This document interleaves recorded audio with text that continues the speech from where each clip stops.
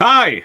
Hey, everyone. Welcome to Chart This with Dave Keller. I am your host, Dave Keller. Happy Wednesday, October 29th, 2025. We're getting to the end of the month of October. It is a brilliant, beautiful day here. Fall, a little bit damp, but otherwise wonderful fall day here in Redmond, Washington. Hope you guys are all doing well wherever you're tuning in from. Thanks so much for following my work, for supporting the show, for checking out these charts with us as we recap the day's price action and focus on the best practices of technical analysis. My goal, as always, is to inform and educate and inspire.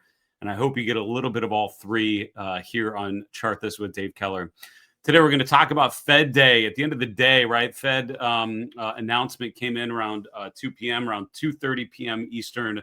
Market gapped to lower pretty aggressively during the Powell press conference. It did recover by the end of that press conference. And back at the end of the day, the S&P closed almost exactly where it closed yesterday. So at the end of the day, equities really didn't move directionally. What you are going to find, though, today is that the breadth conditions, the weakening breadth that we highlighted on yesterday's show, continuing. The narrow leadership with kind of technology versus everything else kind of continuing. The market more and more showing strength in AI, and this is going into some pretty AI related earnings here with three of the magnificent seven stocks: Microsoft, Alphabet, and Meta, all reporting today.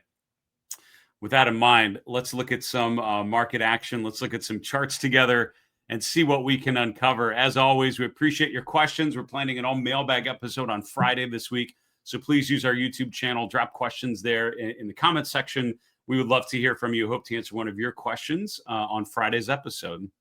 All right, here looking at the S&P 500, we can see almost exactly flat. I mean, I'm talking 0.00%, down just a couple pennies, but that's about it. The S&P closed right about where we closed yesterday, 68.90. So I apologize, market misbehavior fans. Chart This Nation looking for a trumpet performance. We need to close above 7,000. We didn't get it today. Still waiting, right? Got the horn ready to go. I don't know if the performer is 100% ready to go, but I'm going to do my best and make a joyful noise as promised. S&P over 7,000. Not today, though. Basically flat. Choppy session, right? Choppy, and you can see in the little preview chart, this is what the market was doing going into the announcement, kind of treading water, slow and steady. That's pretty normal. Big gap lower during the press conference at 2:30. That was during the Q&A when that came down, kind of popped higher. By the way, we'll see with interest rates. I mean, I would argue 10-year yield really going higher while the Fed lowered the short end of the curve. The longer end of the curve is driven more by supply and demand, more by free market forces based on expectations for economic growth. And I think the discussions about, chronic inflation, about inflation remaining elevated and higher than the Fed's bogey of 2% per year, causing the 10-year yield and 30-year yields to go higher today. We'll see that chart here in a little while. For now, though, what else happened? The NASDAQ composite continuing to be the juice, continuing to be the leadership. It did go briefly negative during the Powell press conference, but by the close, kind of had erased that entire gap, kind of right where it was after lunch. So the NASDAQ composite was up about 0.6%. The Dow slightly lower. Mid caps and small caps all down. The S&P 600 down 1.3%. We talked earlier in the week about the opportunity for small caps to outperform given lower rates, right? Because smaller companies usually need to borrow a lot more, which means lower rates can be a huge help if trying to borrow a ton of money to grow. Higher 10-year yield, which is what we're seeing today, weighing on small caps, among other things, I would say. The VIX moving about a half a point higher. It did fluctuate quite a bit during the press conference this afternoon. But at the end, half a point higher, still below 17, still in that low volatility range. Here's what happened in the fixed income markets. Bond prices were actually lower today, so the TLT was down about 1%. When the Fed's lowering interest rates, they're lowering the short end of the curve. They're basically lowering like an overnight rate that banks use to borrow from each other, that sort of thing. The longer end of the curve, which is out here at the 5-year, 10-year, 30-year points, this is more based on whether people want to buy bonds or not, and whether people are using the fixed income markets to hedge against, or to bet on future economic growth or the lack thereof. And I would argue my read on this, and I'll try to talk to as many smart people as I can, hopefully interview some of them for the Market Misbehavior podcast when the opportunity presents itself. I would say, sort of elevated fears about inflationary pressures. The fact that inflation is not coming down and is remaining above the Fed's bogey, weighing on the bond markets here a bit. So bonds selling off and 10-year yields going up a bit. So the 10-year yield now above 4% to around 4.06. The long bond yields around 4.6%. The 5-year point moved higher to around 3.7%. The dollar did move higher after the Fed meeting. UUP was up about 0.6%.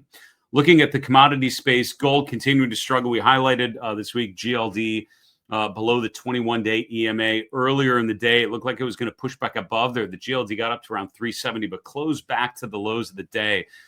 Talk about a gap that was not bought, right? We opened higher, but then that was it. The remainder of the day was basically selling pressure going into the Fed meeting, coming out of the Fed meeting. And again, the long-term trend of gold is still great. I still have decent position in gold. I am lightening up on a gold overweight this week based on that initial breakdown of the 21-day EMA, full disclosure. I'm actually, and the position was in the IAU, just so we're all clear. Very similar to the GLD. These are ETFs that are a bet on physical gold and ideally hold physical gold in their reserves. Silver, though, not down today. Silver was up 1.25%. So the precious metals trade not all bad today. Copper prices were higher. Crude oil prices were higher. You're going to see in a minute. The energy sector actually ended up being the best of all of them.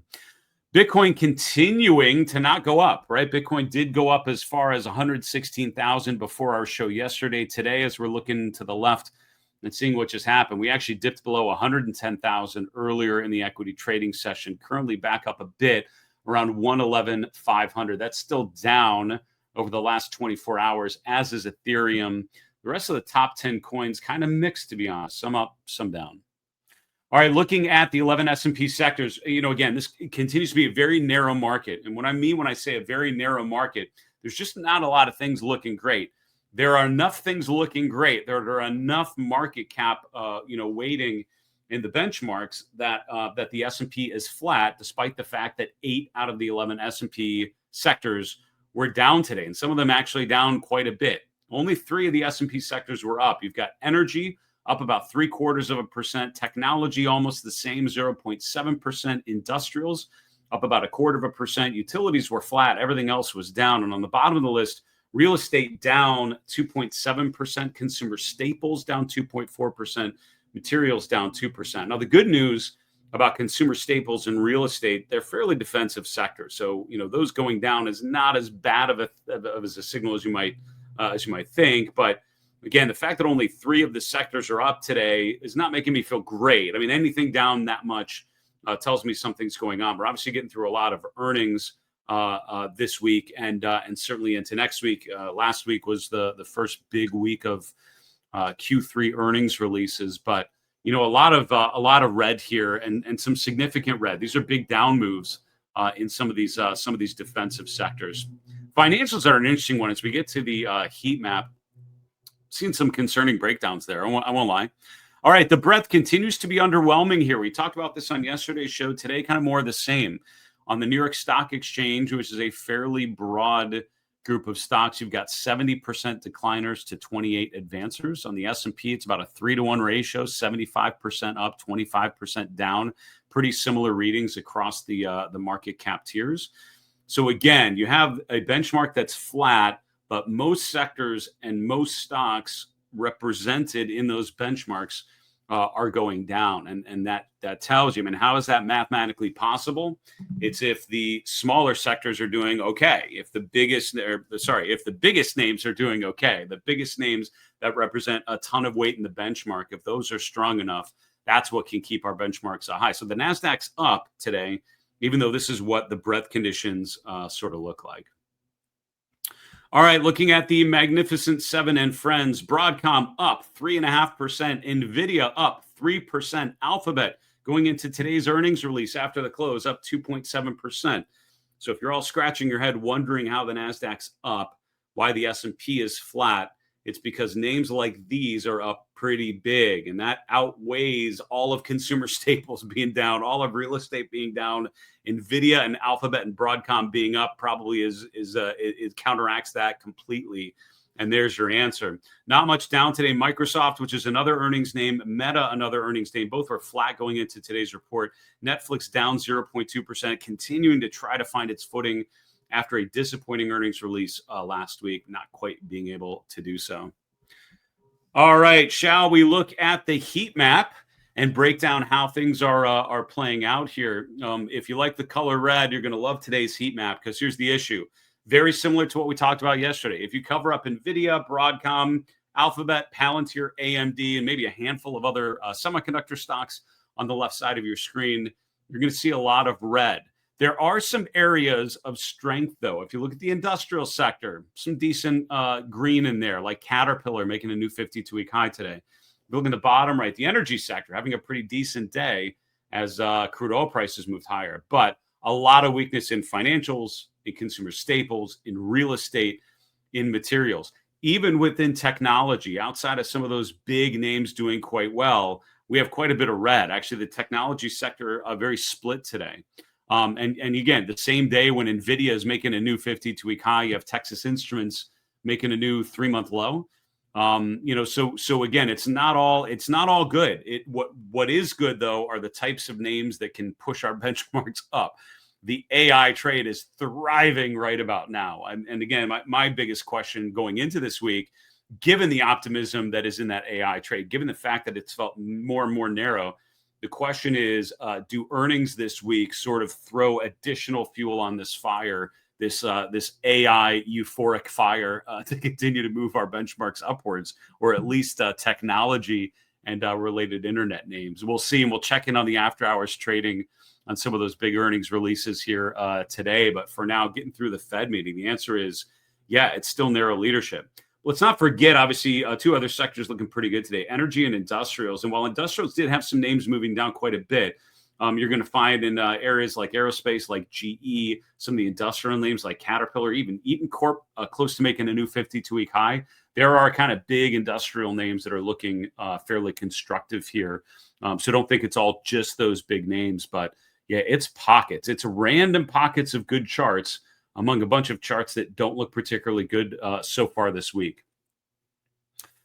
All right, we're going to finish off here in a moment and go to some charts. As a reminder, we appreciate you so much following me and following the show. Please keep your questions coming.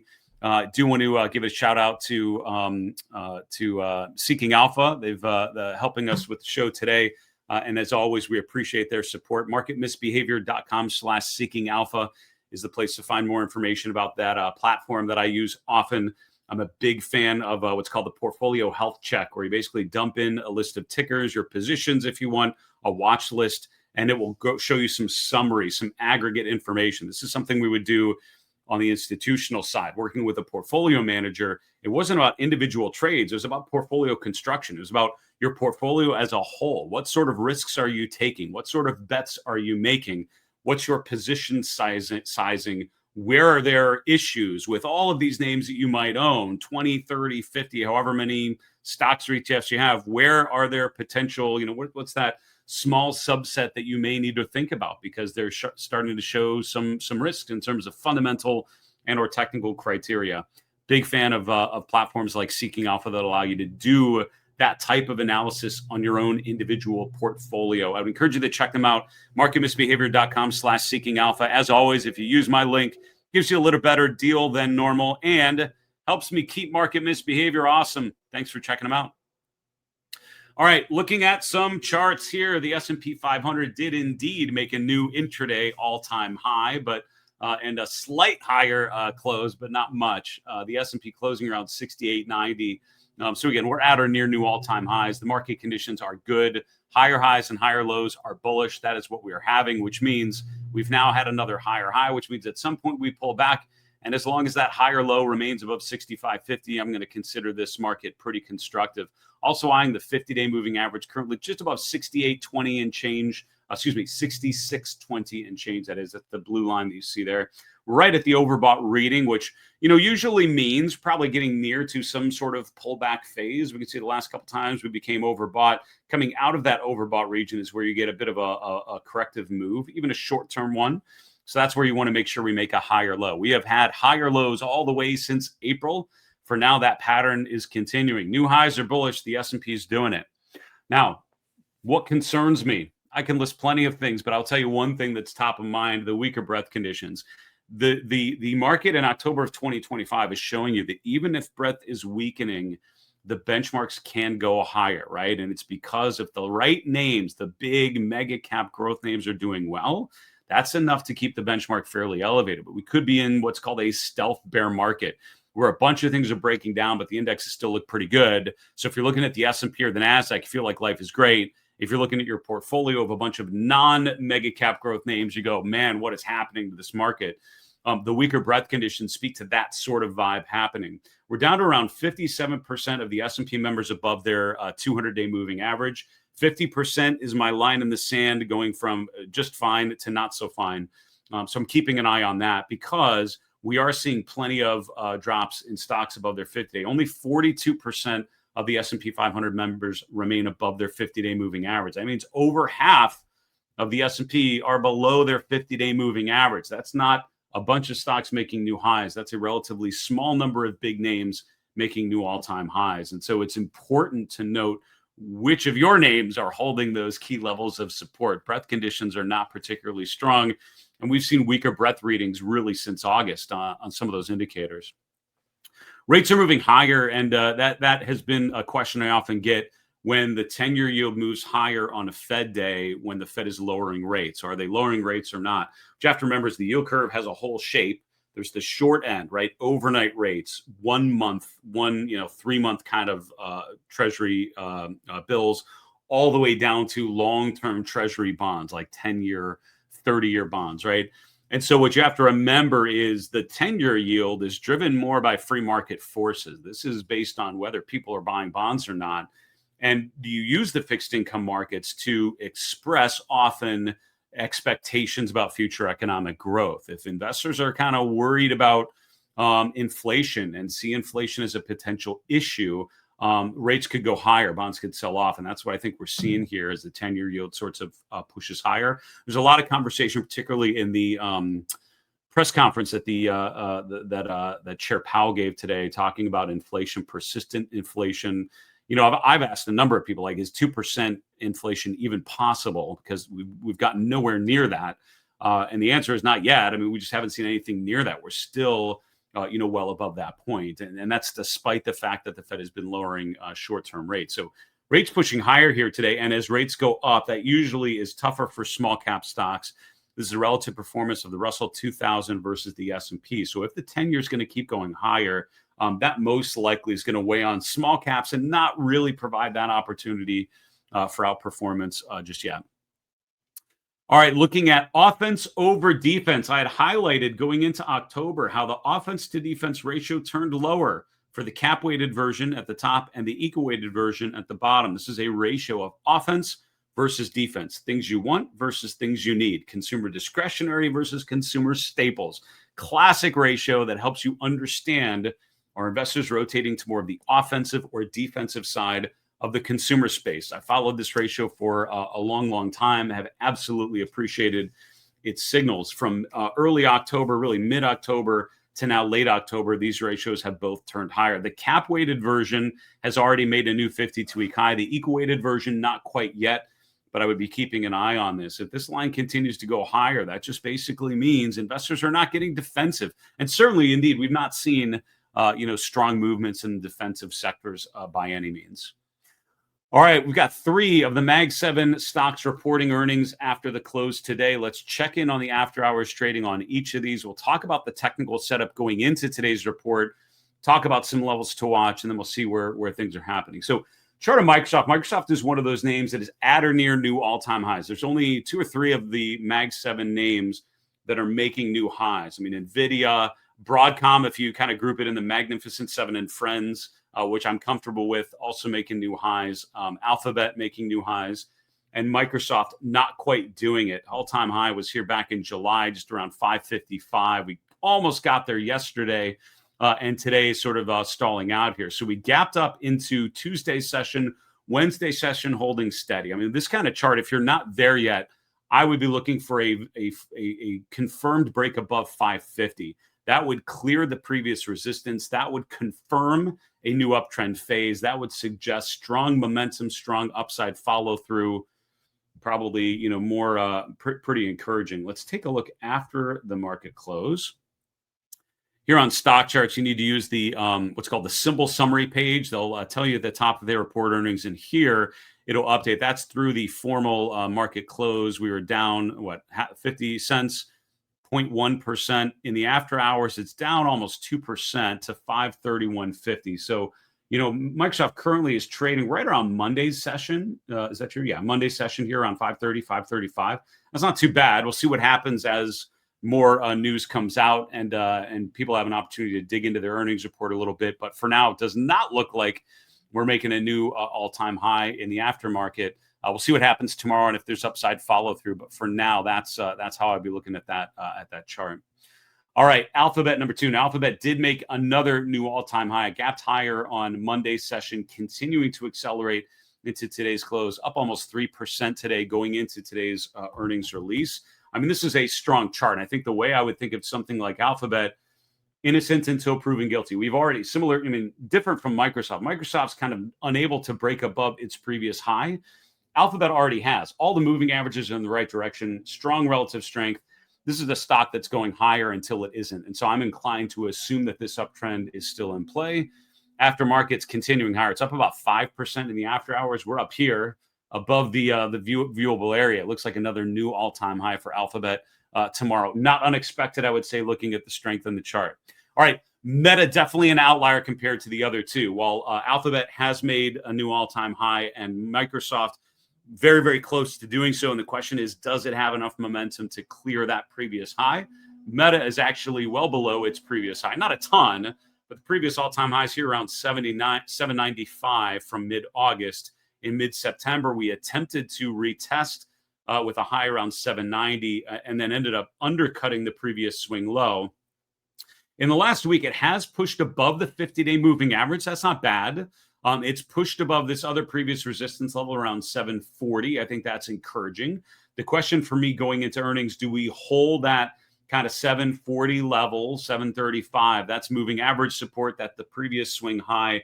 I think that's important. If it would fail, logical support level would be 675 or so. That's a Fibonacci level. That's the 200-day moving average. That would be the downside scenario. On the upside, we've got some overhead resistance. So the question is, do we hold 735, 740 around earnings? Let's see what's happening here.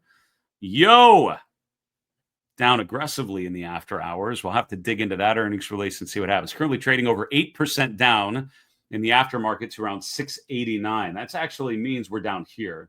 So what it looks like is happening, again, this is in the after hours. We'll see what happens, going into tomorrow. But what appears to be a disappointing earnings release means these moving averages don't fail. And the question will be, do we hold this support around 700? If we can close above 700 tomorrow, that would be at least not the end of the world. But if we would fail at 700, if we close below 700 tomorrow, that means a lower high and a lower low. That's no longer an uptrend, right? And arguably, we've been in a downtrend for a little while here, right? We made a lower high and a lower low already. So primary trend by my read for Meta has actually been down. We're in a bit of a downtrend channel. That's bullish if you can get above the upper trend line, but doesn't look like that's going to happen. So Meta definitely on the list of charts to watch tomorrow and see if we're able, where that open comes in and whether you see buyers coming in after basically you're going to have a 8% off coupon on Meta tomorrow, potentially. We'll see where the open actually is, but that's what the after hours is telling you. Are investors encouraged by that? Maybe not. Let's see. Caterpillar, as a reminder, it's not just NVIDIA making new all-time highs. There are charts in other sectors, in healthcare, in industrials like Caterpillar, and in industrials, it's industrial named like this, kind of classic industrial stocks. It's also aerospace defense names, right? Like GE, we highlighted on the heat map. those are the charts still showing quite a bit of strength. So the reason why I often scan for stocks making new 3-month highs is to make sure I don't forget names like Caterpillar that are in primary uptrends. Regardless of what you think about growth versus value, regardless what you think about a name like Caterpillar should do at this point in the cycle, and given whatever expectations you have about tariffs or earnings or macroeconomic cycles or inflation, if the chart's going up, the chart's going up, right? Higher highs and higher lows. That's what Caterpillar has been demonstrating and continues to demonstrate as we go through Q3 earnings this week. Folks, that'll do it for today. Thanks so much, as always, for watching our show. We appreciate it so much. Thanks for supporting me and Market Misbehavior. We appreciate it. Please, if this show and the charts and the comments we made generated some question in your brain, please take a moment on our YouTube channel, add a comment with your question. We'll be reviewing those questions, gathering all of them, and selecting some of those to consider for Friday's all mailbag episode. In the meantime, have a great Wednesday evening. Thanks so much for watching today on Fed Day. And remember, it's always a good time to own good charts. Take care, folks.